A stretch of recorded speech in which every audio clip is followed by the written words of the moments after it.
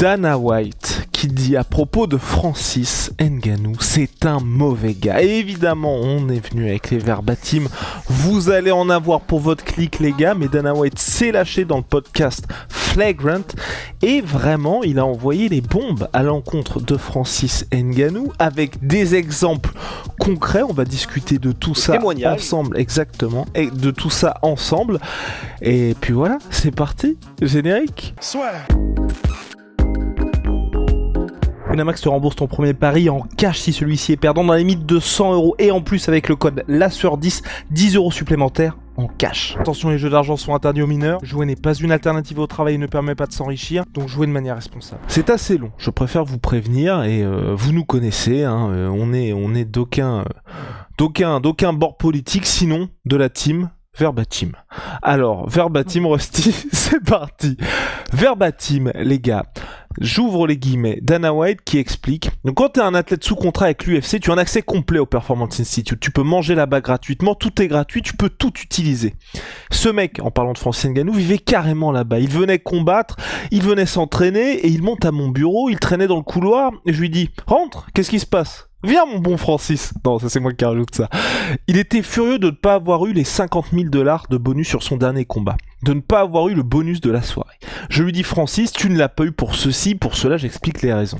Et il est dans mon bureau en train de s'embrouiller avec moi, je lui dis, ce gars-là l'a eu pour ça, l'autre pour ça, et voilà pourquoi tu n'as pas eu le bonus. La conversation est terminée, je commence à sortir, et il m'attrape par la chemise et me repousse dans mon bureau. Je lui dis, mec, enlève tes putains de mains de là. Et je voyais dans son visage, dans ses yeux, dans sa façon d'agir, qui était vraiment ce type. Il ajoute, Dana White, mon gars Hunter Campbell, donc le mec qui est responsable de tout ce qui est contractuel à l'UFC, ils parlaient tous les deux de quelque chose, c'était peut-être la même histoire à propos du bonus. Et quand Hunter commence à partir, Francis l'attrape par l'arrière du col, le tire vers lui et lui dit « On n'a pas fini de parler. Ce mec n'est pas quelqu'un de bien, c'est un mauvais gars. » Et donc il ajoute Dana White parce qu'il y a plusieurs exemples évidemment. Donc il allait combattre Stipe Miocic à Boston et il savait qu'il allait buter Stipe. Je cite toujours Dana White. Donc après la conférence de presse, on marche dans le couloir et il vient vers moi, il me chope et me dit « Laisse-moi te dire ce qui va se passer Dana. » Son anglais est nickel à ce moment-là, aucune barrière de langue. C'est toujours Dana White qui dit ça. « Quand ce combat sera fini, tu vas me réserver un jet privé pour Paris. » J'ai rigolé et j'ai dit « Ah ouais ?» Francis a dit « Je ne plaisante pas, tu vas me réserver un jet privé pour Paris. » J'ai dit ok, on part chacun de notre côté. Stipe, je cite Dana White toujours, lui met une putain de raclée, le démonte. Cette conversation a pris fin ce soir-là. J'aurais dû le virer ce jour-là. Je poursuis Rusty ou tu veux... Vas-y, oui, bah là je suis bien, là, j'ai les chips, j'ai les pantoufles, je suis devant le feu. Ah, il est bien. On poursuit. Je vous ai dit que ça allait être long. Dana White qui poursuit. J'ai dit à mes gars que je voulais le couper à ce moment-là. Et deux de mes matchmakers me disent « Non, tu ne comprends pas ». Je leur ai dit « Les gars, laissez-moi vous dire un truc. Quand quelqu'un vous montre qui il est, croyez-le.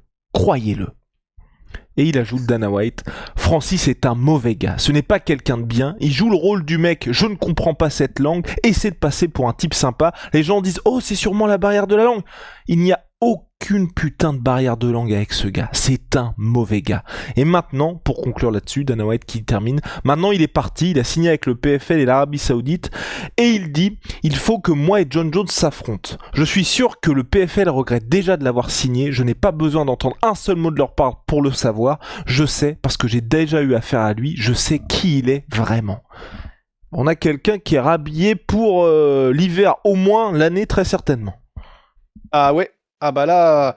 Bah en fait, disons, ce qui est au moins très clair, c'est que là, c'est donc, pour Dana White, une tentative de ce qu'appellent les États-Unis, enfin les Américains, une assassination of character.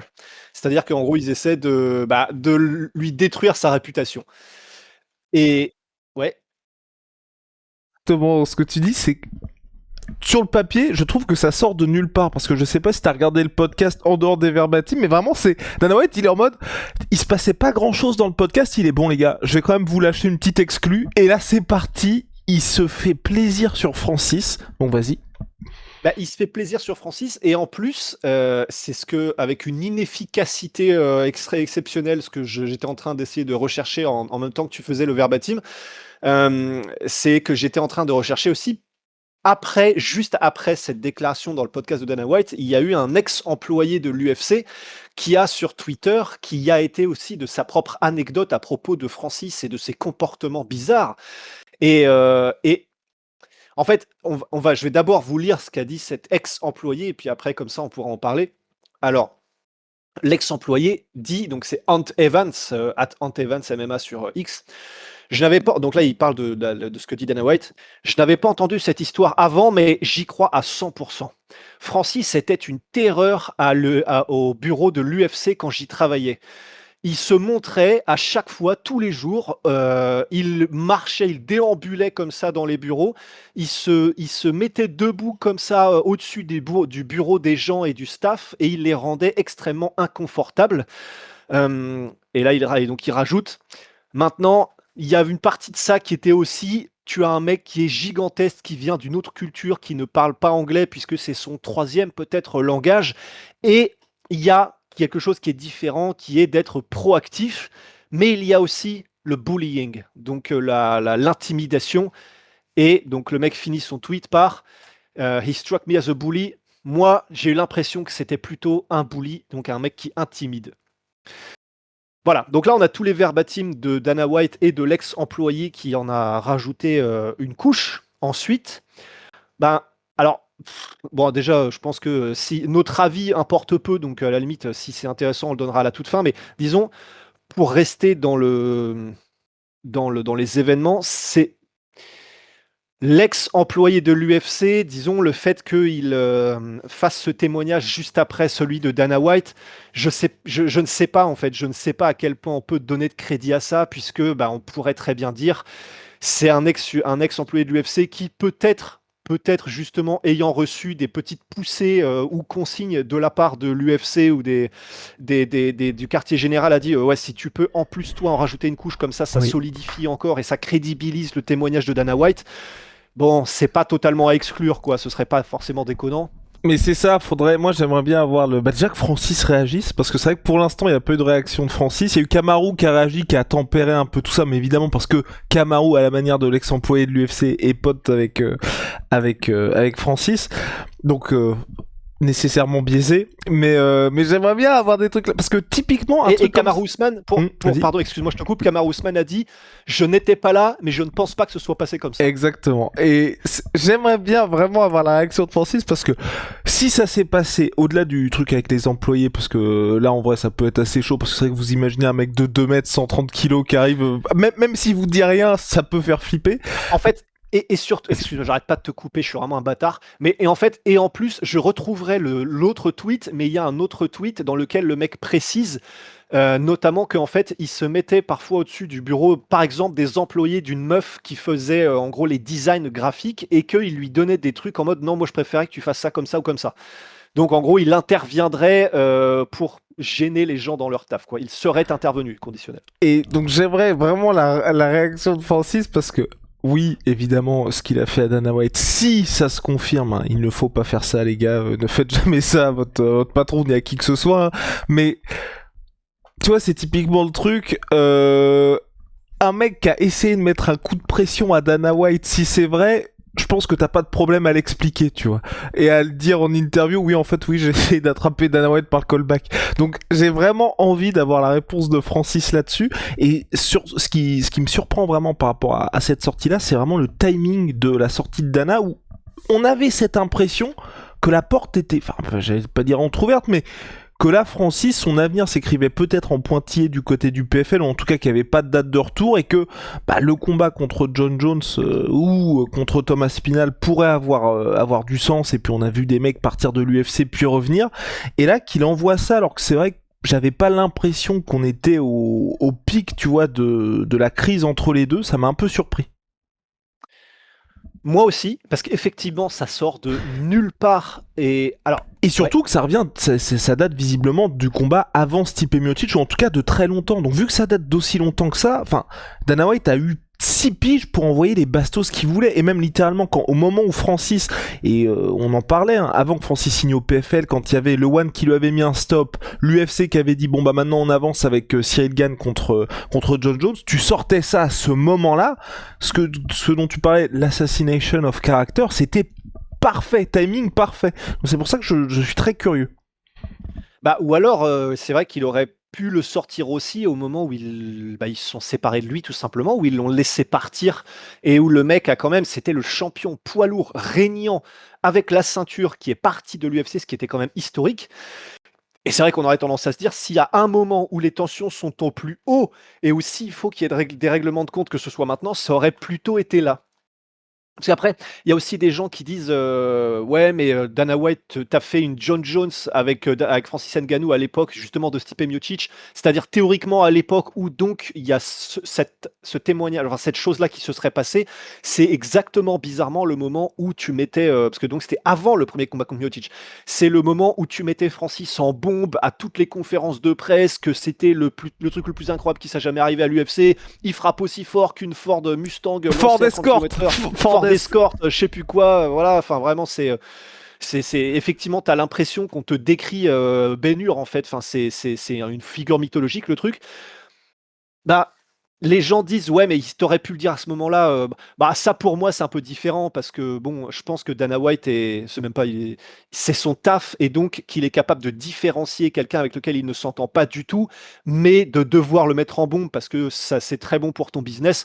Ça, pour moi, je ne le prends pas trop en compte, le fait qu'il n'en ait pas parlé à l'époque, puisque bah, c'était son taf que de mettre ce mec-là pour qu'il fasse le plus de chiffres possible, quoi, en bombe. Et le gars est toujours sous contrat, parce que c'est vrai qu'il y avait eu un espèce de désaveu de la part de Dana White envers Francis. Je crois que c'était la conférence de presse juste après, peut-être juste après Stipe Miocic, mais tu vois, il y avait un moment où il avait envoyé, c'était pas des bastos de l'espace, mais c'était des petits sublis en mode bah va falloir que Francis se reconcentre. On se souvient aussi qu'après le non-combat contre Derrick Lewis, il est un peu envoyé dans un bourbier donc c'était à enfin en tout cas c'est en Chine, Shanghai.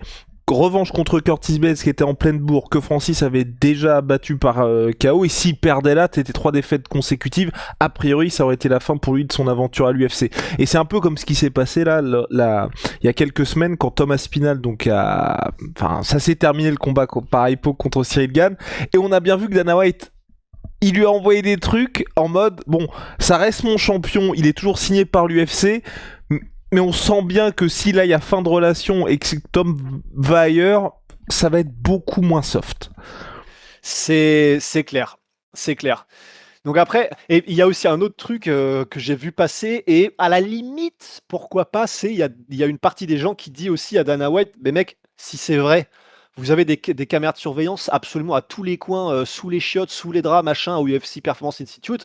Bah, si ça c'est vrai, bon, vous l'avez forcément gardé parce que ça se monnaie à un moment donné, donc montrez-le.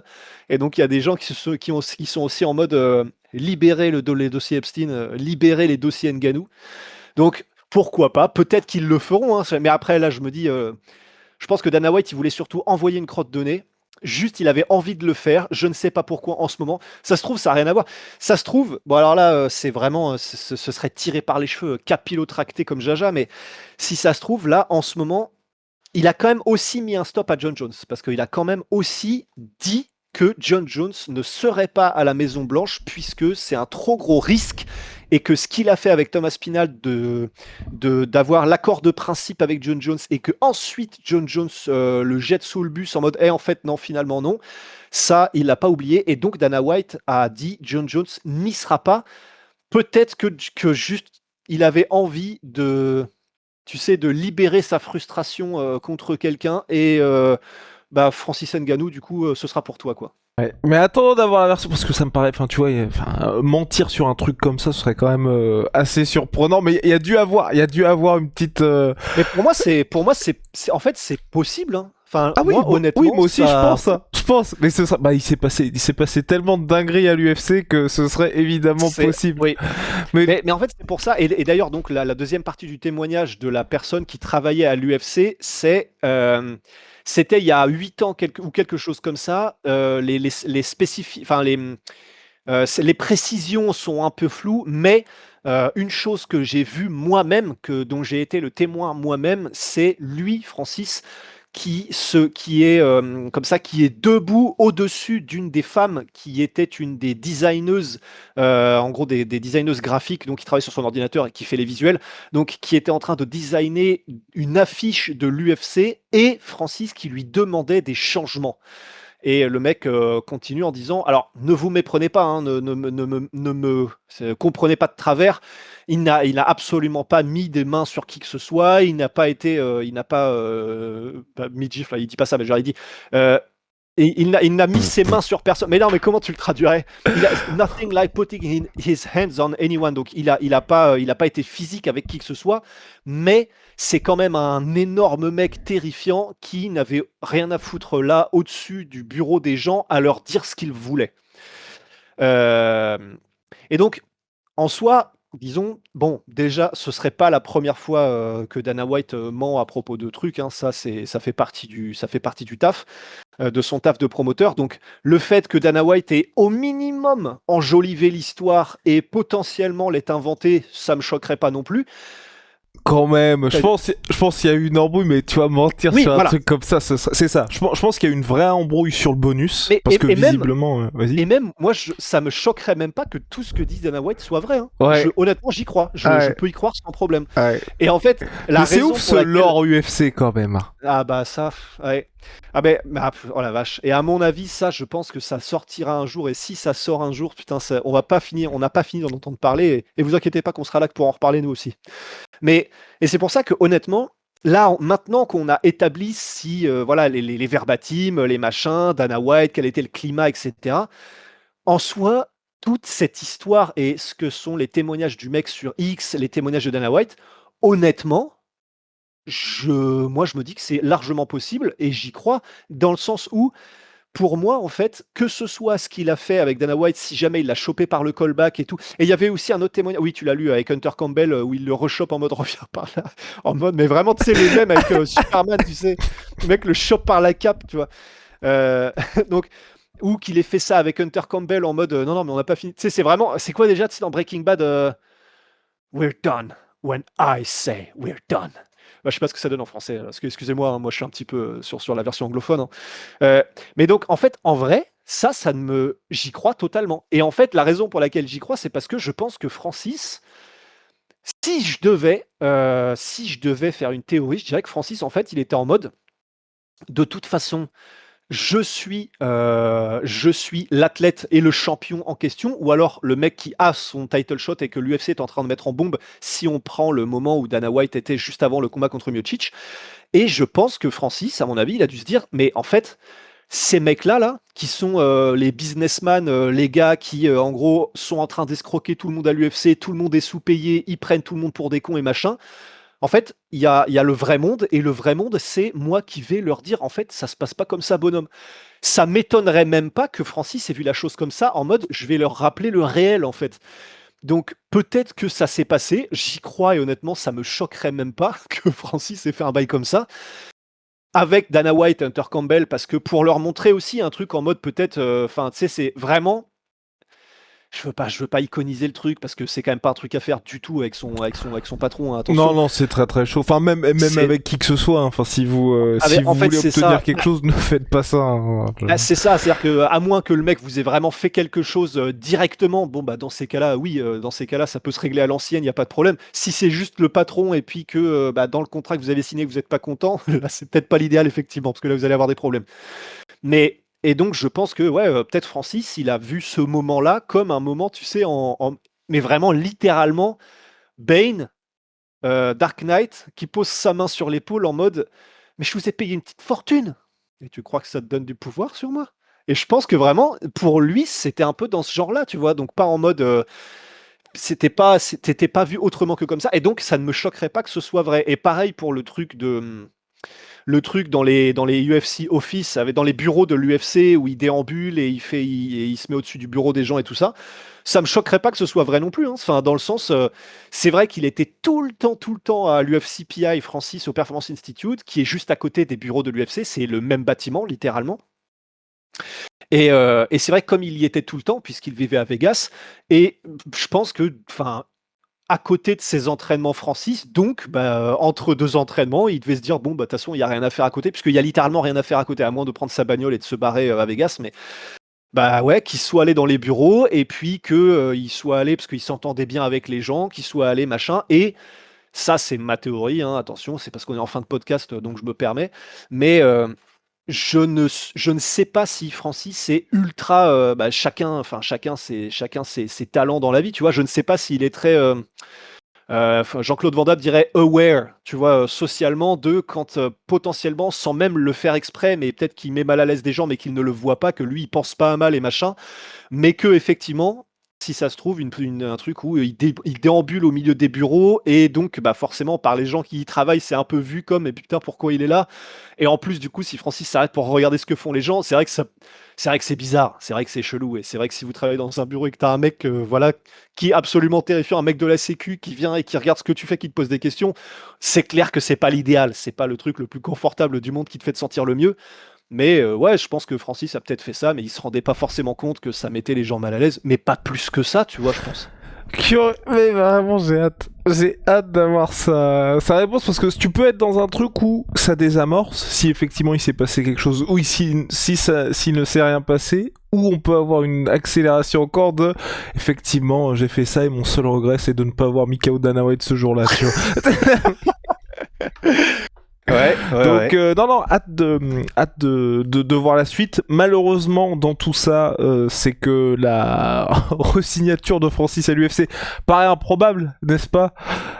Oui, bah là, je pense qu'on peut plutôt attendre une météorite qui débarque sur Terre, c'est plus probable. Ah, quoi que ça, c'est probable aussi, hein, c'est-à-dire. On sait pas, hein. Oh putain, n'ouvrons pas ce dossier, n'ouvrons pas ce dossier.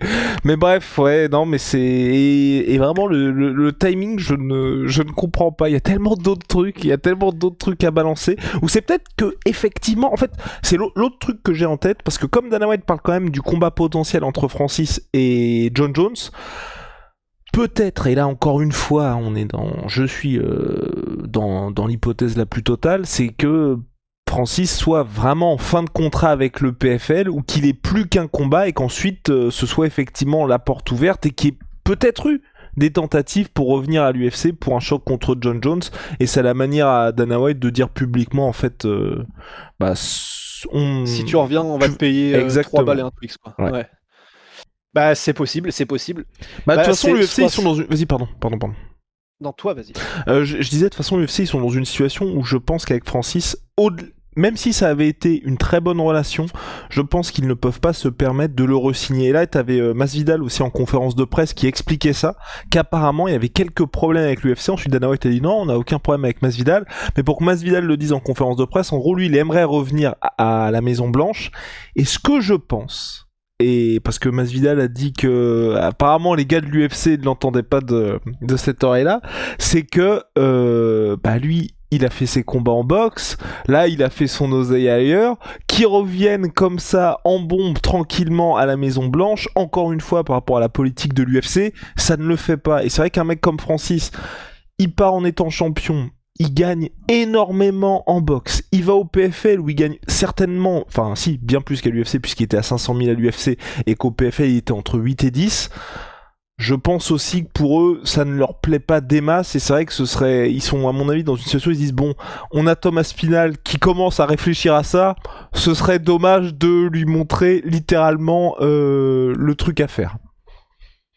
Bah, c'est vrai, ouais, c'est peut-être ça, effectivement. Et donc, peut-être que c'est une manière pour Dana White de montrer à son champion actuel régnant, sache que si jamais tu te barres de l'UFC et que ce n'est pas en bon terme, on va te pourrir jusqu'à la fin. Mais oui, mais comme avec John Jones avec la Maison Blanche, je pense que vraiment ils veulent faire un exemple, même si la situation doit être compliquée pour eux parce que ça a l'air pour John Jones d'être la Maison Blanche ou rien. Et comme ce qu'ils font aujourd'hui avec Ilia Topuria ou Islam Makhachev, tu vois, j'y pensais aujourd'hui. C'est vrai que là, on a eu deux mecs qui auraient vraiment pu Bah, ils sont déjà entrés dans l'histoire du MMA, mais tu vois, être deux Chem, parce que ça a du sens, puisque Ilia Topuria, dernière défense de ceinture, c'est en octobre 2024 contre Max Holloway, et du côté d'Islam Makhachev, c'est en janvier. Donc vraiment, il n'y a rien de choquant à ce que les gars gardent leur ceinture et ensuite montent de catégorie. Bah eux, ils ont été privés parce que l'UFC l'a décidé aujourd'hui qu'il n'y aurait plus de Chem purement et simplement. Et pareil pour Weili Zhang, quand elle a tenté de monter, elle a été obligée de rendre sa ceinture. Mais c'est parce qu'aujourd'hui, l'UFC a décidé complètement de fermer tout ça et de dire maintenant c'est terminé, on n'a plus de statut de Chem. Mhm. Mhm, mhm. Bah ouais, non, carrément. Donc C'est non, possible. je pense qu'ils sont vraiment dans un truc parce que j'ai lu un article là, ça ça m'énerve. Je sais plus, c'était sur Islam et aujourd'hui, ce qui se passe avec l'UFC et en gros, cet article-là, c'était un assez gros truc que l'obsession aujourd'hui de l'UFC, parce que quand on voit, c'est vrai qu'en termes de business, en termes de droits TV, tout va bien, et c'est vrai qu'avec Rust, on s'en inquiétait là sur la première moitié de l'année, et je trouve que c'est assez vrai quand même pour la suite, c'est qu'il ne fabrique plus de stars l'UFC. Les stars aujourd'hui arrivent un petit peu par hasard, et Islam Makhachev l'a d'ailleurs dit dans une interview où il trouvait qu'il y avait plus tellement de promotion du côté de l'UFC qui était faite, parce que les mecs arrivent un peu par accident, et qu'en gros aujourd'hui l'UFC, leur vraie obsession, c'est de ne plus avoir de Conor McGregor, de mecs qui soient plus grands que l'UFC et qui soient en position de leur dire non, ou en tout cas d'être dans une situation où il peut un petit peu forcer la main à l'UFC, de leur dire bon bah maintenant je vais faire le combat pour la double ceinture. Bon bah maintenant quand je reviens, j'ai envie d'avoir ma marque qui soit sponsor. Là j'ai envie de faire de la boxe. Ils veulent à tout prix éviter ça, et c'est vrai qu'aujourd'hui quand on voit ce qui se passe, t'as plus trop d'exemples comme ça, et très rapidement c'est vrai que les gars sont amenés à rentrer dans le rang. Oui. Donc, c'est vrai. et donc c'est vrai que là, quand on voit ce qui se passe avec Francis, avec John Jones, moi j'avais surtout ce sentiment-là de Dana White qui reprend un petit peu les rênes et qui dit bon, Ouais. les gars, vous êtes bien gentils, mais je vous montre un peu qui est le patron. D'ailleurs, on aurait presque pu d'ailleurs le dire beaucoup plus tôt dans le podcast, mais ça c'est quand même un truc qui est aussi très cocasse, hein, que Dana White dise à propos de Francis Ngannou, Francis Ngannou n'est pas une bonne personne, et qu'à côté de ça, il passe son temps à faire l'éloge de John Jones sans jamais juger du caractère et de la réputation de John Jones et ou de ce qu'il aurait pu faire, parce que John Jones, c'est pas les mêmes bails que Francis, où tu peux interpréter. Si c'est vrai qu'il l'a chopé par le callback, bon, bah, c'est clair que c'est très cavalier comme manière de faire. Si c'est le fait de s'être mis au-dessus d'un bureau et de mettre, une meuf inconfortable en lui demandant de changer des trucs, ce qui serait effectivement, désagréable. Si c'est ça le maximum de méchanceté de Francis Ngannou, comparé au palmarès de John Jones, c'est quand même marrant Mais c'est le que GOAT, Dana mais c'est le White GOAT, mais c'est le veuille. GOAT, mais c'est le GOAT, mais c'est le GOAT. Ouais. Non, mais oui. Ah, mais c'est pour ça. Affaire à suivre. En tout cas, le divertissement ne s'arrêtera jamais. Et c'est dans ces exemples-là que vraiment, je me dis, on en parlait il y a pas très longtemps avec l'organisation de l'UFC, leur annonce de combat, et que pour le mois de janvier, enfin, je veux dire, c'est dans un mois et demi, rendez-vous compte, on n'a toujours pas de main event, enfin, dans 2 mois, pardon. On n'a toujours pas de main event pour le premier pay-per-view de l'année. Pour un sport qui se veut de plus en plus pro, non mais t'imagines un peu le boss de la NBA qui se ferait passer à tabac par LeBron James pour une négociation d'un bonus suite à sa victoire avec les Cleveland Cavaliers. Non mais c'est ça que je trouve fou, c'est que t'as tellement toujours aujourd'hui des anecdotes de dingue, et c'est encore plus fou de se dire que ça vient du boss lui-même. Si un jour ça sort un truc comme ça de la part, parce que évidemment je suis sûr qu'il y a déjà eu des coups de pression, peut-être pas de cet acabit-là, mais dans les autres sports, ça vient par les journalistes, tu vois, Ariel Helwani qui te sort un truc comme ça, honnêtement ça me surprend pas, mais que ce soit le boss de l'UFC lui-même dans un podcast qui te sorte, écoutez, ce mec-là n'est pas une bonne personne, il m'a attrapé par le callback, et je lui dis non mais c'est une folie. Mais d'un côté, on n'en a pas parlé en podcast, c'est vrai que Dana White va avoir sa série sur Netflix. Ah ben c'est ce que j'allais dire, c'est ça. Donc je pense que là il y va à fond, et d'ailleurs il travaille lui-même, je crois qu'il veut leur proposer un spin-off où là ce serait une soirée, je crois qu'il y aurait 30 millions de dollars et tout. Donc la série c'est pas sur lui, sur sa vie, c'est sur son addiction, qui lui-même a dit qu'il était addict au jeu d'argent, voilà. Lui-même m'a dit qu'il était addict, c'est-à-dire Lui-même a dit qu'il était addict au jeu d'argent. Je croyais que lui-même m'a dit à moi. Ah oui, non. Non, non, il m'a appelé, il m'a envoyé un message, il a fait hey, Guigui, ça va ou quoi?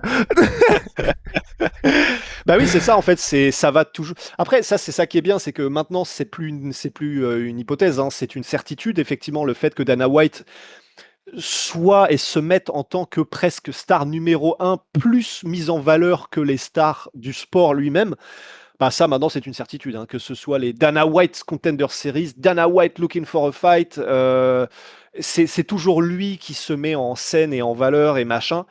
Ça fait ça fait une dizaine d'années maintenant effectivement que ça se sait, et le fait que, bah oui, parce que lui, il y aura pas de fluctuation en dépendant de ses résultats, sportifs, Dana White, puisque c'est lui, le boss, et que voilà, et donc ils en font la star, presque la star numéro un de leur, de leurs différents programmes. Bah oui, effectivement, effectivement. Qu'est-ce que je voulais dire? Zut! Il y avait un truc que je voulais dire et que j'ai oublié. Voilà, bon bah écoutez, c'est pas si grave. Écoutez, on se retrouve très Oui. vite. Non, il y avait peut-être sur le PFL Afrique.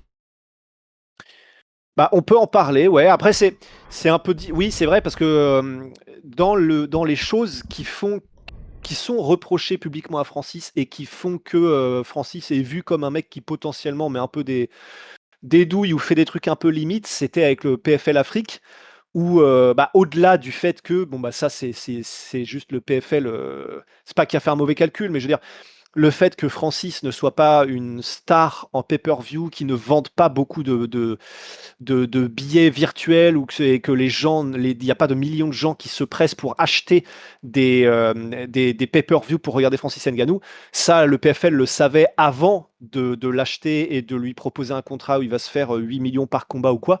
Donc le fait que c'est un très mauvais calcul pour le PFL, ça, voilà, le PFL, le premier, devait en être conscient avant, donc ça, c'est pas de la faute de Francis, lui, il a juste très bien joué son coup. Par contre, effectivement, c'était sur le fait qu'il y a eu un PFL Afrique, et dont Francis est le chairman. Donc Francis Ngannou est une des personnes qui est un des décideurs, ou comment est-ce qu'on pourrait dire, une des personnes qui est très Oui, en tout cas impliquée représentant l'organisation. représentant l'organisation du PFL Afrique. Et il y a eu un PFL Afrique d'organiser il y a quelques mois de ça, et Francis Ngannou n'y était pas, alors que, bah voilà, s'il y a bien une personne qui devait y être normalement, c'était lui.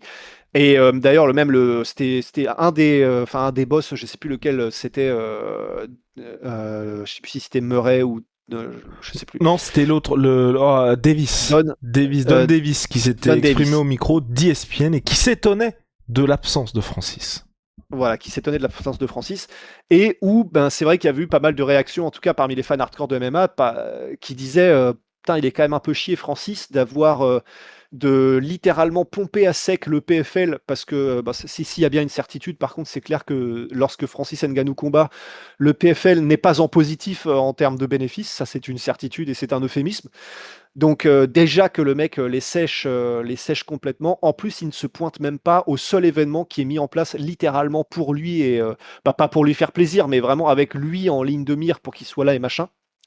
Et là, on a une différence, je crois, toi et moi, puisque moi j'étais assez d'accord avec ça, le fait que c'est quand même si la carte était pas folle, que quand même Francis aurait dû être là et que c'était pas cool, moi j'étais plus de cette team-là, et tandis que ouais, toi t'étais en mode bah ouais, mais tu comprends vu la qualité de la carte, quoi. Bah en fait moi j'étais plus parce qu'on en avait parlé dans l'interview qu'on avait la dernière de Francis, et visiblement, donc là encore c'est la version de Francis, il a été mis un peu devant le fait accompli. Et c'est vrai que moi, si je sais pas, on est ambassadeur d'un truc, on nous dit bon bah les gars, voilà par exemple avec NutriPure, les gars, c'est made in France, c'est naturel.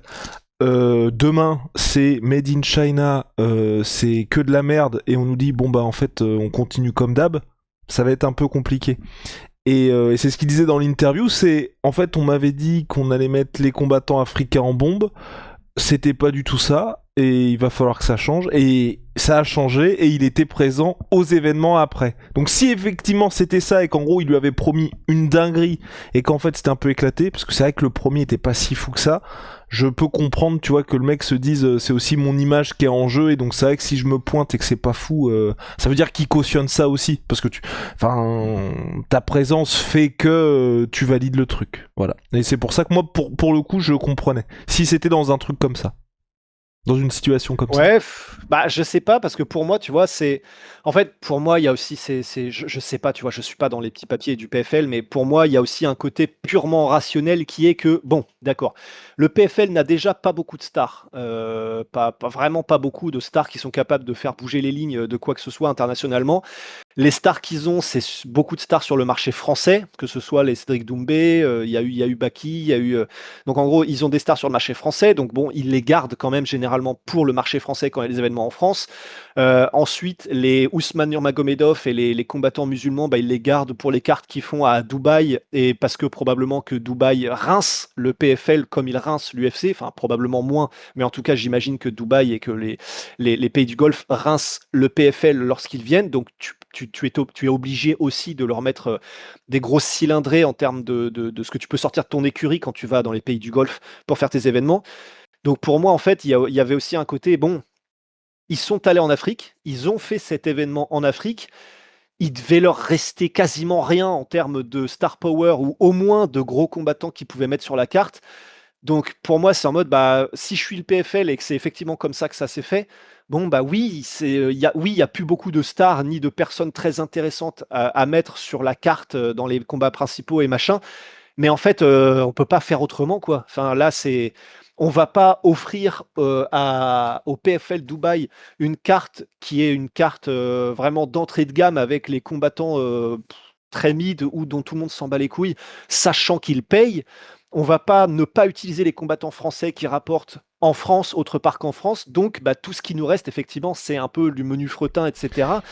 Et parmi les combattants, bah, s'il y en a pas de combattants africains qui sont très en vue ou bien classés, bah oui, du coup, ils sont un peu moins sur la carte, moins bien sur la carte.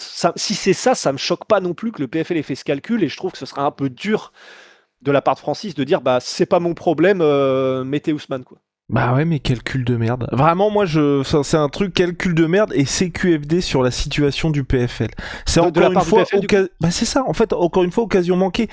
Tu veux faire un truc en Afrique, tu fais combattre Francis, tu mets Cédric Doumbé, tu fais une Ah ça dinguerie oui, ah oui, qui oui, je fait suis que les d'accord. gens se disent ça va être incroyable. Là, par exemple, ils ont annoncé pour 2026, ils vont aller à Madrid. Ils vont battre l'UFC, ils vont être à Madrid, les gars, ça va être formidable. Eh bien, on aura Costello Van Stinis en main event qui défendra sa ceinture middleweight. Avec Rusty Nunn, ils seront pas. Je pense que là, peut-être, allez, 3 personnes dans les gens qui regardent ce podcast et encore vont être présentes.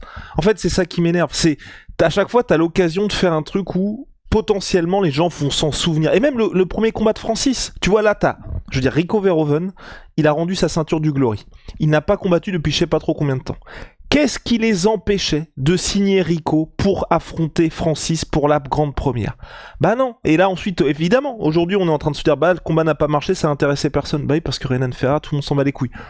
Rico contre Francis, tu le fais pour les débuts de Francis, qui était en plus dans une situation personnelle un peu compliquée. Enfin, pour moi, t'avais tout pour qu'il y ait un storytelling de ouf et un combat qui passionne autrement plus les gens que Renan Ferrat. Et honnêtement, je pense que ça aurait même coûté moins cher, sinon le même prix, parce que de toute façon, Francis, il a un contrat où son adversaire, je crois, prenait 2 millions, enfin en tout cas, était très bien payé. Et Rico, on sait qu'il ne prend pas ces sommes-là au Glory. Encore une fois, une occasion manquée de la part du PFL. Et c'est surtout ça, moi, qui m'énerve. C'est qu'à chaque fois, j'ai l'impression qu'il y a des éléments pour que le truc se fasse et d'une manière où tout le monde peut péter un câble et que malheureusement, tu vois, là, ils ont annoncé la défense de ceinture d'Ousmane Nurmagomedov. Bon, n'hésitez pas à me dire si vous pensez qu'Ousmane va perdre. Hein. Et n'hésitez pas à me le dire. N'hésitez pas à me le dire. Voilà. Bah ouais, après, après, vu que du coup Francis n'est pas forcément quelqu'un qui attire les foules, en tout cas pour regarder en live et dépenser de l'argent comme pourrait l'être un Conor ou un Adesanya ou machin, en vrai, je sais même pas si ça aurait plus fait parler, mais je sais pas si ça aurait été non plus un carton si ça avait été Rico. Mais je suis d'accord avec toi, ça aurait été mieux, hein. Ça aurait été beaucoup mieux, mais je sais pas non plus si ça aurait cartonné. Et du coup, et après, donc pour toi, ça voudrait dire que ouais, pour le PFL Afrique, il aurait fallu qu'ils mettent Francis sur la carte au minimum. Mais ce avec quoi je suis d'accord, mais du coup, d'un autre côté, je peux pas empêcher de me dire non plus si je suis le PFL.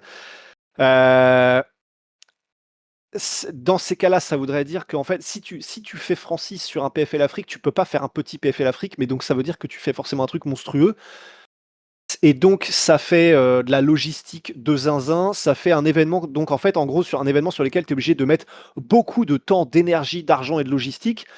sur un événement qui rapportera peut-être pas grand-chose parce que ce sera à horaire européenne, ce sera dans un stade en Afrique, donc tu pourras pas mettre des places à 800 balles ou faire des places en moyenne à 200 balles comme tu le fais en Europe. Donc tu mettrais une grosse débauche de moyens sur un truc qui rapporte rien. Et en plus, les gens regarderaient pas parce que même si tu fais Rico Verhoeven contre Francis Ngannou en Afrique, nous on serait refait, mais ça va pas trop marcher internationalement non plus, tu vois. Non, mais tu fais ça d'une manière où ça va marcher. Tu fais ça d'une manière où ça va marcher parce que tu sais que les gens ils vont payer pour voir ce combat-là. Parce que le combat Joshua contre Ngannou Jake. contre Renan Ferrara n'a pas marché. Oui. Il n'a pas marché en termes de pay-per-view. Mais le PFL a gagné de l'argent parce que c'est l'Arabie Saoudite qui a payé pour avoir ce combat. Donc oui, ça n'a pas. Si vous faisiez ça en France, ça n'aurait pas marché. En Afrique, ça n'aurait pas marché. Mais ça fonctionnait parce qu'il y a quelqu'un qui a payé pour que Francis combatte en Arabie Saoudite. Et en fait, c'est plus le côté pourquoi faire le truc pour le faire si l'UFC, on sait que quand ils font les trucs, par exemple là, l'UFC Qatar, le Qatar, ils les ont mis bien. C'est pas une carte digne d'un pay-per-view, mais on va quand même tous regarder. Et c'est là où moi j'ai beaucoup de mal avec le PFL au global, c'est que là où tu peux avoir un PFL Afrique qui, ça va pas entrer, je vais pas dire entrer dans l'histoire, mais où on se dit qu'on va être branché, à chaque fois il loupe à mon sens ces occasions-là. Et je pense que tu vois, t'as forcément un pays qui va payer pour avoir ça, pour se dire il y a Francis qui va combattre. Honnêtement, je pense qu'à un moment donné, tu te retrouves dans une situation où tu peux avoir des gens qui vont payer pour ça. Enfin là, ils ont annoncé, je crois, un deal, c'est Vice TV, je crois. Donc Vice, je ne savais même pas qu'ils avaient une chaîne télé. Je dis ça, c'est pas pour envoyer des bastos, mais ils ont annoncé, tu vois, un accord avec Vice TV. Mais forcément, si tu fais un PFL Africa, enfin, quelle chaîne va payer pour diffuser ça ? En fait, t'es un peu dans une situation, dans cette logique où je comprends bien le fait de se dire, bah personne va payer pour acheter des places, personne va payer pour la diffusion, donc on va faire une carte de merde. Mais c'est pas comme ça que tu fais grossir ta marque aussi, non, parce que sinon, oui, tu vois. Ok, ok. Et donc en fait, Donc en fait, si je résume et si j'ai bien compris, autant ne pas en faire du tout, c'est ça que tu voulais dire, quoi. Ben oui, pardon, on aurait peut-être dû commencer par ça. Ouais. Mais oui, c'est ça. Autant ne pas en faire du tout. Tu vois, typiquement là, tu bats l'UFC pour Madrid. Enfin, je pense que c'est un peu comme. Et là, encore une fois, les gars, quand je dis ça, c'est pas du tout pour envoyer des bastos. Je sais ce que tu vas dire et je suis d'accord. Ah, ok. Bah moi, c'était pour le côté premier événement de MMA français en France. Ah oui, ok. Bah voilà. C'était ça. C'était ça. Ouais. Waouh. Et bah c'était, tu vois, il y a eu MMAGP, il y a eu Bellator. Les gars, le vrai truc, c'était l'UFC Paris, hein. On va pas se mentir. Il y a que les fans hardcore qui savent qu'il y a eu un Bellator et un MMAGP. Ouais. L'UFC Paris, c'est vraiment ce qui a marqué le début du MMA français dans le sens légalisation en France. Et pour moi, c'est ça. Là, le PFL a beau avoir de l'avance, ils viennent, et ils vont pas faire ça évidemment au Bernabéu. L'UFC, ils arrivent, ils remplissent Bernabéu avec Ilia Topuria. Je pense que le PFL Madrid, tout le monde aura oublié. Hein. Et exactement la même chose avec le PFL Africa. Ils viennent, t'as Kamaru Usman, Israël Adesanya, Edricus Duplessis, voilà. Mais c'est réel là, le fait qu'ils viennent à Madrid et que c'est Costello Van Smith le oui.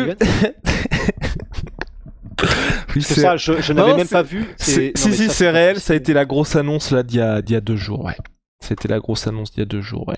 Ouais, parce qu'ils ont aussi annoncé donc le retour d'Ousmane Nurmagomedov. Donc, ouais. Tu vois, c'est ça qui est assez problématique. Là, c'est horrible parce que ça se transforme en podcast, on s'occupe du PFL alors que c'est vraiment pas du tout. Donc, il affrontera Alfie Davis le 7 février prochain à Dubaï. Ousmane Nurmagomedov, voilà. Ouais. Non, mais c'est un petit peu compliqué. Bon. On est mauvaise langue. Après, voilà, il est à moitié espagnol quand même, Costello Van Stinis. Oui, non, mais c'est pour ça. Non, mais en vrai, il y a du sens. Il y a du sens de la part du PFL, mais tu vois, tu veux juste battre l'UFC, dire cocher cette case-là, de dire on a été dans un marché où ils n'ont pas été. Mais si tu veux faire quelque chose comme ça, honnêtement, moi je trouve qu'aujourd'hui, en l'état, ils ont pas ce qu'il faut pour arriver, pour aller en Espagne. Et c'est pareil pour PFL Afrique. Tu vois, je sais pas quelle est sa situation contractuelle, mais tu vois, tu signes Rug, tu fais tes événements en Afrique. Bon bah là, je dis ok, c'est bon, là je capte ce que vous avez envie de faire. Et là, moi, j'ai juste un petit peu plus de mal avec ça. Donc voilà, c'est Mais l'avenir peut nous prouver tort et peut-être que avec Kostilo Vanstinis, qui est donc mi-néerlandais, mi-espagnol, peut-être que ça va faire un nouveau marché comme ils ont tout explosé en France quand ils sont arrivés, qu'ils ont fait des trucs avec Doumbé, avec Baki, etc. On peut s'être trompé, c'est vrai. Mais en tout cas, c'est vrai que pour le PFL Afrique, c'était pas une réussite, quoi. Voilà. C'est juste le faire pour faire que je trouve un petit peu compliqué. Mais c'est vrai que en tout cas, les dernières cartes PFL Africa, il y avait du show, il n'y avait pas de souci là-dessus. Mais c'est vrai que, voilà, j'aimerais que ce soit des grosses cartes et voilà. Et d'ailleurs, Costello 26 a gagné la ceinture lors d'un des derniers PFL Africa. Voilà. Contre Johnny. Johnny Hable. On a terminé, Rusty. Donc, vous le savez, voilà. Made in France, naturel, NutriPure, les gars. Moins 10% avec le code La Sueur. Vous avez moins 10% qui sont cagnotés ensuite pour vos prochaines commandes. Nous sommes en Wicked One, Cocorico, là aussi marque française. On est en lifestyle, enfin Rusty oversize, moi t-shirt normal, tranquille. Code La Sueur, moins 20%. Et puis holy moly, révolution dans les boissons énergisantes, thé glacé, boissons de réhydratation, milkshake et j'en passe, il y a tout le temps des nouvelles saveurs. Code La Sueur 5 pour votre première commande, moins 5€ et si vous avez déjà commandé chez eux, code La Sueur 10, moins 10%. On se retrouve très vite. Bye!